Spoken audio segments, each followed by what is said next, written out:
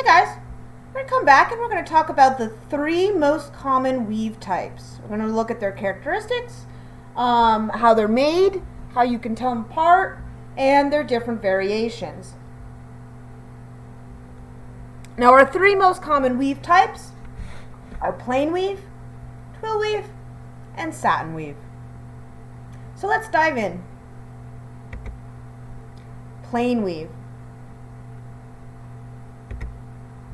The plain weave is the most common type of weave, and probably the oldest as well. It's also the simplest and most basic. So the plain weave you're going to see everywhere. The majority of the times, if you have a woven piece of fabric, it'll probably be plain weave. The plain weave has an even over-under pattern to its yarn.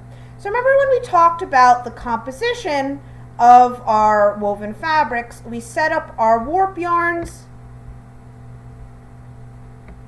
and then we interweave our weft yarns, either going over or under corresponding warp yarns. Now our plain weave very basically goes over one, under one, over one, under one, over one, under one, so on and so forth. Now we'll stagger that patterning, so if this one starts as an over, the next two, the ones adjacent to it, will start with an under. So we don't get any sort of the same. So if we start with an over, we go with an under. And then the next one, we start with an under, go with an over. Next one, we start with an over, go with an under, so on and so forth. And it creates this sort of crisscross, almost checkerboard-like pattern.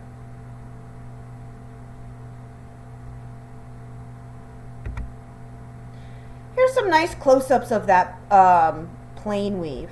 And you can see all the yarns going over one, over one, so on and so forth. Keeping that even pattern of over-under throughout the fabric. And here we see with contrasting yarns, and you can really see that sort of checkerboard effect.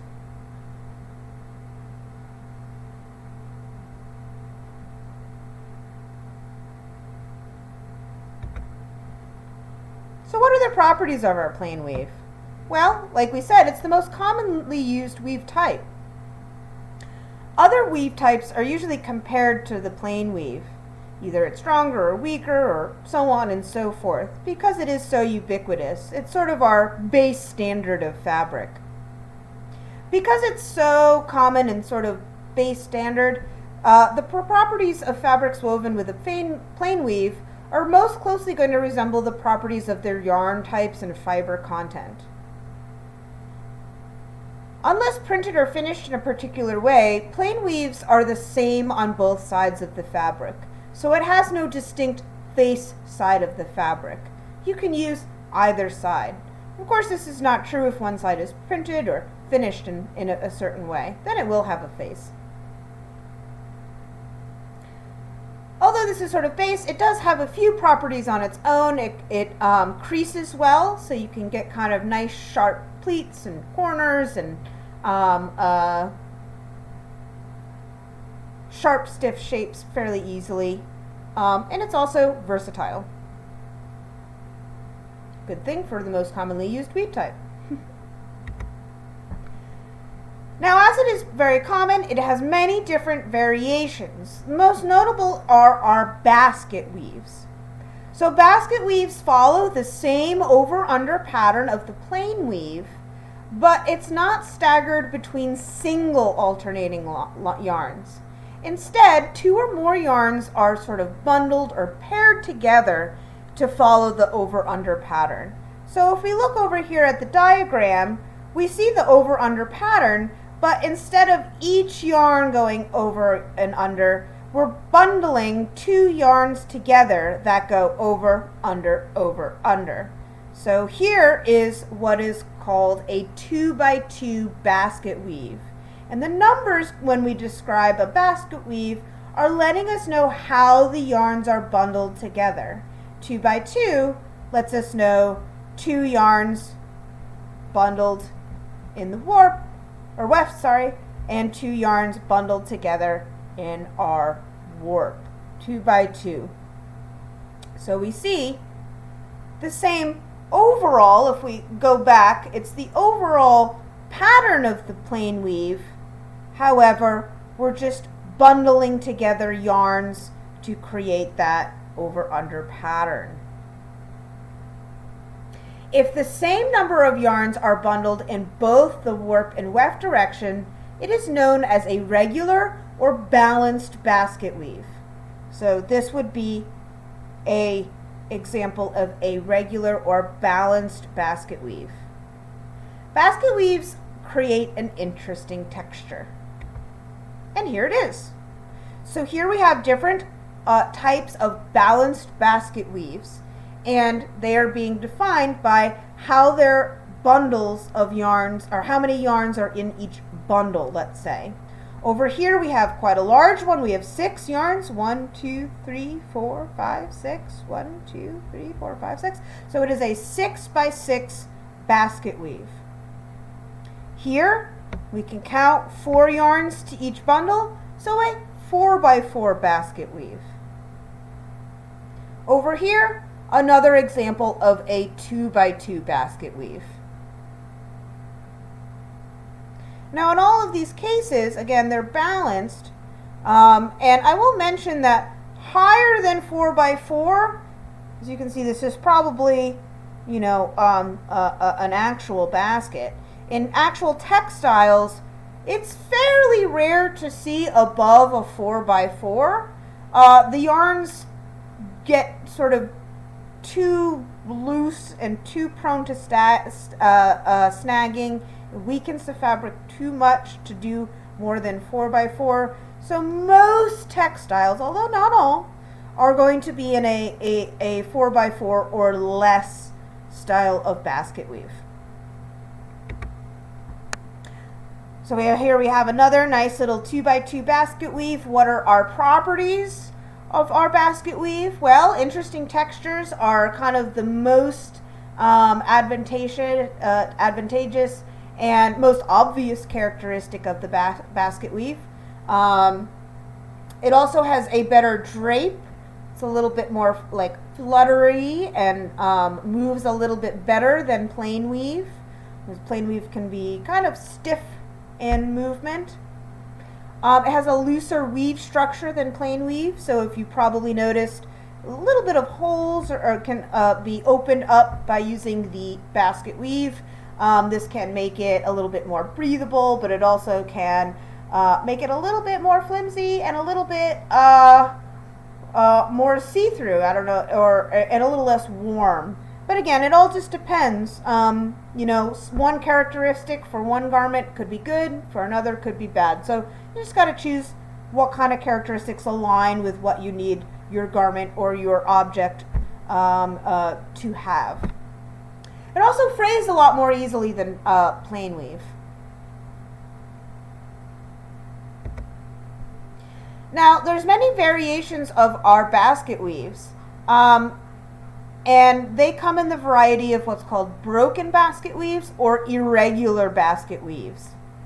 Now we already talked about regular and balanced, again, where the grouping patterns of yarns remains the same throughout and are the same in the warp and the weft.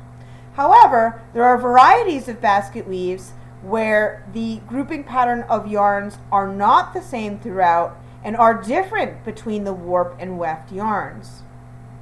Now here's an example where the grouping patterns are the same in the warp and weft. We have a 3 by 1, but they're not the same throughout, right? We're going to alternate between 3 yarns of a bundle and 1 yarn. 3 yarns in a bundle and 1 yarn going through their patterning.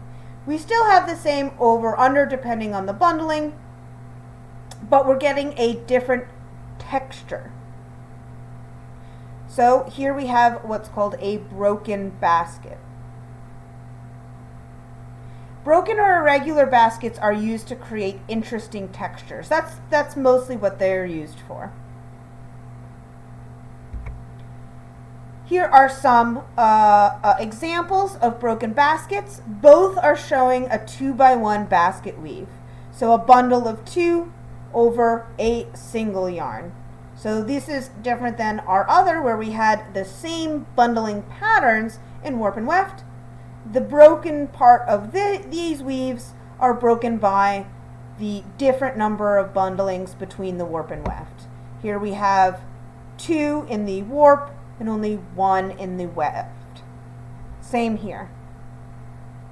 Although this one's a little hard to see because it's such fuzzy yarn.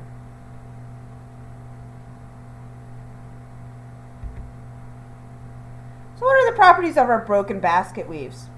So broken or irregular basket weaves are rare. Balanced or regular basket weaves are much more common. And again, they're mostly good for interesting textures. However, they can be used strategically, as sometimes we weave with different yarns of different sizes. And we can bundle smaller yarns against a single larger yarn to sort of balance out the overall texture of a fabric. This is actually used in Oxford cloth. We'll talk about that more in our cotton section.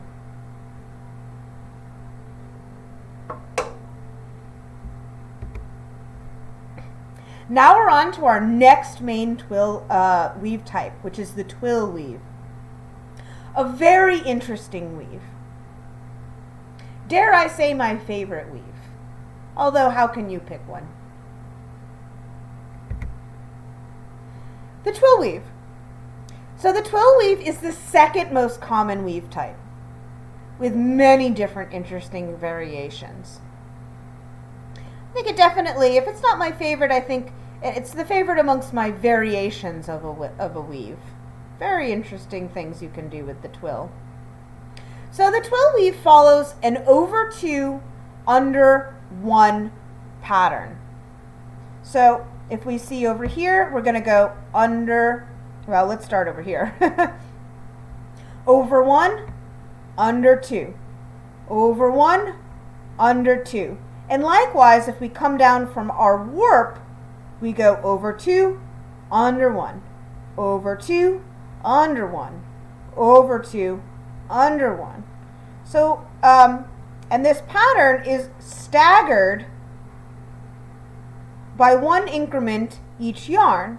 And what that does is, you can see here, it kind of gives us this diagonal pattern. And that is the real characteristic of the twill. The twill is going to have these lovely diagonal ribbing patterns to it. And we can do a lot with those diagonal ribbing patterns. And it also makes it our job easy, because if we see something with these little diagonal ribs to them, they're subtle, but they're still pretty easy to see. We know right away that it's a twill weave. It's going to jump right out at us. So here we have 2 examples of twill weaves. Denim, famously a twill pattern. We can see very close up the over 2, under 1, and how it's staggered to create these diagonal ribbings. And here we see it from a little farther away, but again, those diagonal ribs are still quite distinct. And I believe this was a chino. So denim and chino.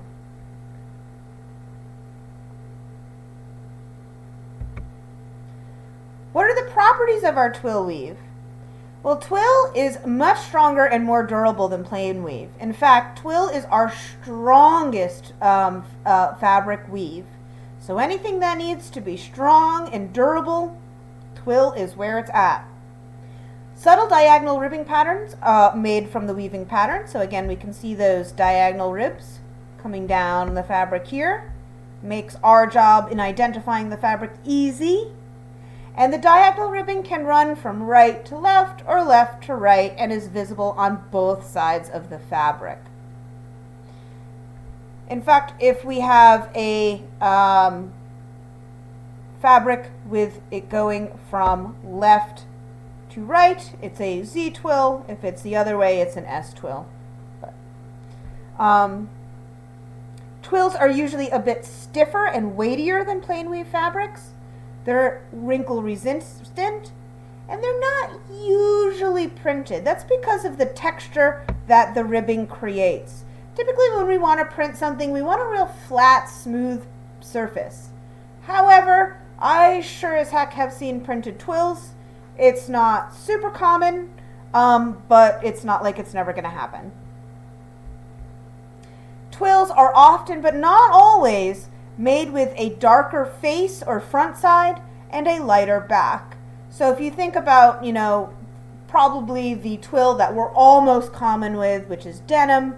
Denim has that darker face on the outside, and it's a little bit lighter on the inside. So denim is, kind of our poster boy twill.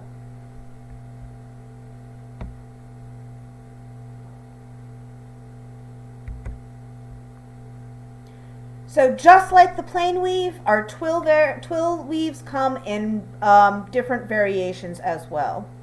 So the first starts off very much like our basket weave variation to our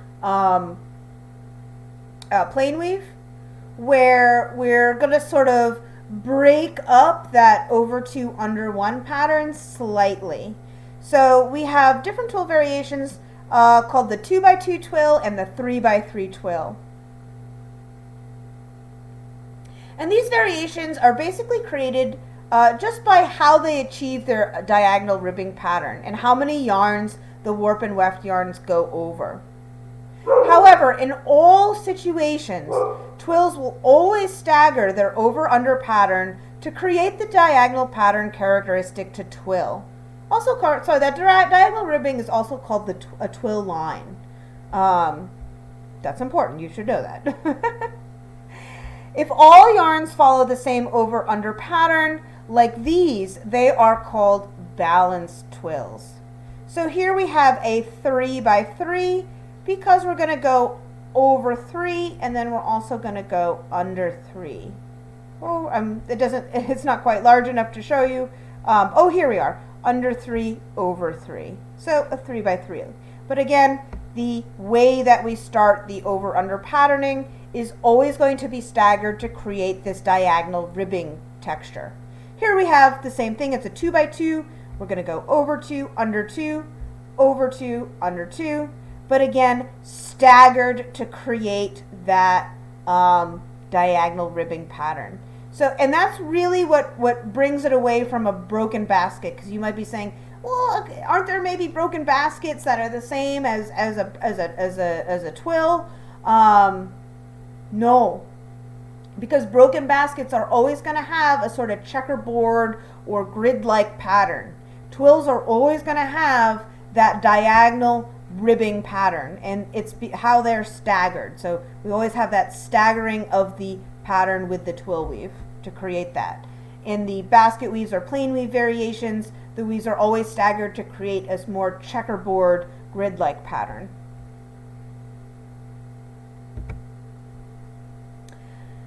And of course, just like basket weaves, we have 2 different types of twill variations in this sort of family, the balanced or regular, which we just talked about, or the unbalanced or irregular. Again, just like in our basket weaves, the balanced twill variations have the same number of over-under patterns throughout the fabric in both the warp and weft yarns. Unbalanced or irregular twills have differing numbers of over-under patterning, however they are arranged to create the diagonal ribbing texture. So again, no matter what we do, we can have a lot of different over-under patterns to create our diagonal ribbing, but so long as we have that distinct twill line or that distinct diagonal ribbing when we're done, we typically are going to categorize it as a twill. So this is a 1x3 twill because we go over 3, under 1. In both directions, we're going over 3, under 1, which is different than our normal twill, which is under 2, over 1. But again, it's still a twill, but it's just a variation of our twill. So here's a couple twill variations, 1 regular, 1 irregular, 1 broken, 1 balanced. So over here, again, this is, I'm using a lot of baskets and stuff because it's a way to get a really good close-up view of the weave, but this is clearly, obviously, a basket. But we have, a single yarn going under 2, over 2, under 2, over 1, and then we have over 2, under 1.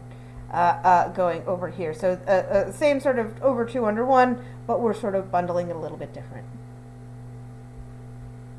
Here we have a nice 2x2 twill, giving us that lovely diagonal ribbings, along with a nice little crosshatch pattern.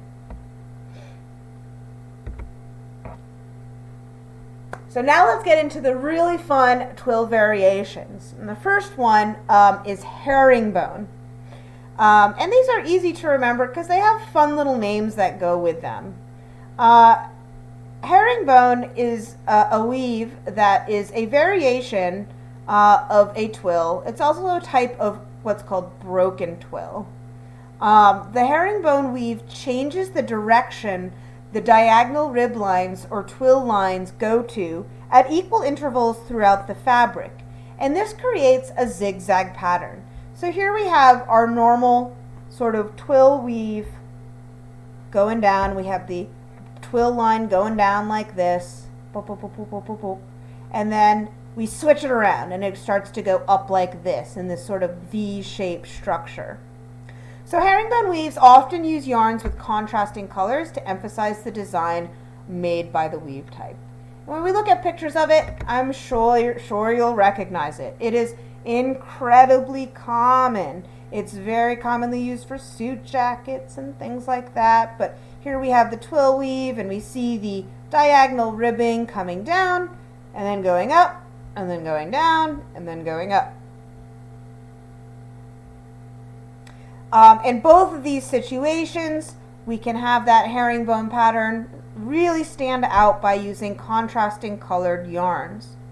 Now, we don't always see herringbone with contrasting colors, but since it's a very fun pattern, we typically like to make that pattern stand out as much as we can, so we do use it. But you can weave a herringbone with one color if you'd like, if you want a more subtle fabric. You don't want the, the very eye-catching contrasting colors and tooth to it. So why do we call it herringbone? I added here. This is a herringbones. It's a skeleton of a fish. A herring is a fish. This is its skeletal structure, and I think you can see the resemblance between its ribs and spines here and the pattern that is created by the herringbone weave. So that's why we call it the herringbone. Now we also have a houndstooth, and this one's a bit more of a stretch. The herringbone looks a lot like the herringbone, but I don't know. Doesn't look a lot like a dog's tooth to me, but maybe, I don't know. Depends on your dog, I guess. The houndstooth weave is created again by alternating sets of contrasting colored yarns in the twill weave. So this one's a little bit different because whereas we can have a houndstooth weave without contrasting colors, you really can't have a houndstooth check without contrasting colors. You need two contrasting colors to get that lovely check. The result by weaving, so here we have 4 sets of red yarn, 4 sets of a set of 4 white yarns, so on and so forth. We're going to alternate them through. And once we do that, we also have it in the warp and weft, those contrasting colors. And when we just implement our normal twill on that, we get these lovely little check patterns. And again, it's a very classically shaped check of houndstooth fabrics. And again, just like herringbone, houndstooth is a very popular fabric for suit jackets, overcoats, hats, skirts, etc. And here it is, and you might be going, oh yeah, I know that. Because again, it's very, very popular in sort of as a suiting fabric, and it can be used, typically seen in our black and white. It can be seen in different sizes too, depending on how we stagger and how many yarns we bundle together. So we can have larger checks, we can have very small houndstooth checks, and we can even put in different types of colors. So here we see a houndstooth check that has a bunch of different colors together to give it sort of a plaid check feeling, but we still have the texture and shape of that little houndstooth running through it. Satin weave, the sexiest weave. So satin uses an over-under pattern of 4-to-1, which means it goes over 4. We're going to float. So in this case, we're calling these big long runs floats, and then under 1. Now you might say, hey, doesn't this go into twill category? Can I have a twill variation that is over 4 and under 1 as a sort of broken twill? Well, yes, but the main difference between any sort of satin weave and any sort of twill weave is that the patterning of over-under is staggered in the satin weave, so there is no distinct diagonal lines. There are no visible twill lines. So the whole point of a satin weave is to get a smooth, non-textured, shiny surface. So as you can see here, we are staggering these long floats, and typically a float over 4 is a little big for our twill weave. We're not going to float over 4 for twill. That's a little crazy. Now there's a reason for that too. Now, remember that twill weaves are supposed to be strong, and as we'll learn later in satin properties, when we start floating over this many, it's starting to weaken the fabric. So satin is made for beauty, it's made for luster, it's made for drape and shine. It is not made for durability, but twill is. So we wouldn't want to do anything like float over too many yarns to harm that durability of our twill fabric. So we have our lovely satin weave, and again, the reason we're floating over so many yarns at once is to create a very smooth, shiny surface. And here we have some images of that satin weave. Now, it's very hard, and the other ones, I could show you a close-up of a fabric. This is actually a microscopic image of a silk satin fabric. The others we can just sort of see the luster. I tried to zoom in as much. And this is because most satin weaves are paired with silk. And silk yarns are very, very fine. Also, they're also used with synthetic fabrics, which can be made into equally fine yarns. So the whole point of the satin weave is so we don't see the weave. We just see a smooth, shiny surface. So we have to zoom in quite a bit to start to see that structure. Properties of the satin weave.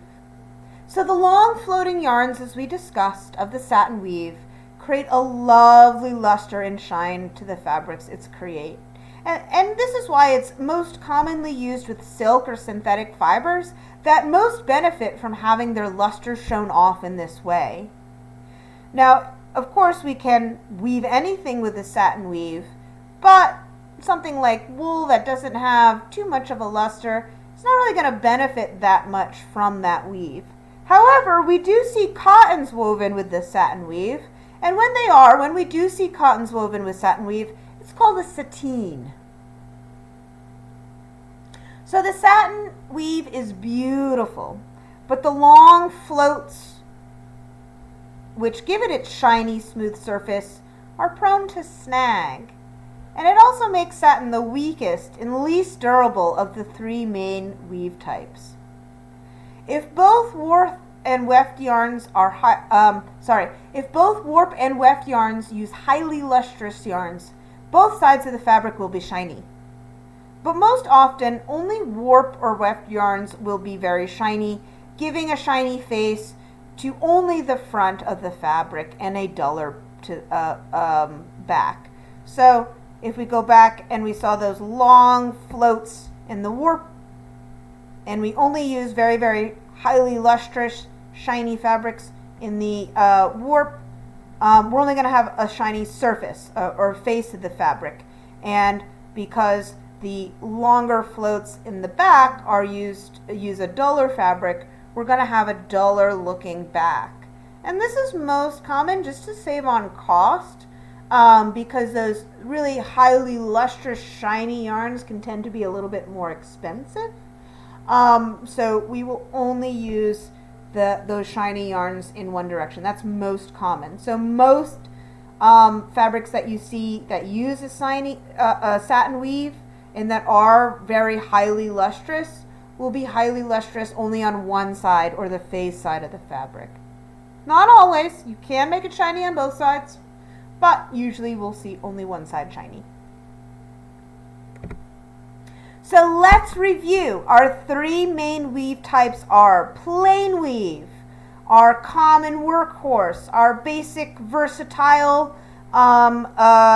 simple fabric, our twill weave, which is our durable, strong, little bit thicker weave. So it's our workhorse, but also we can do a lot of fun decorative things with it. Well, we can do fun decorative things with all of them, but so plain weave, basic, simple, versatile, twill weave, durable, strong, a little bit stiffer, a little bit thicker. Satin weave is our shiny, beautiful, yet weak weave. All right, so hopefully you know a little bit more and feel a little bit more familiar with our three basic weave types and all of their variations. Now there are some specialty and less common weave types, and we'll get to those in our last section of this week. But again, very important, if you know any three weaves, know your plain weave, twill weave, or satin weave, because most fabrics you come across are going to fall into these three categories.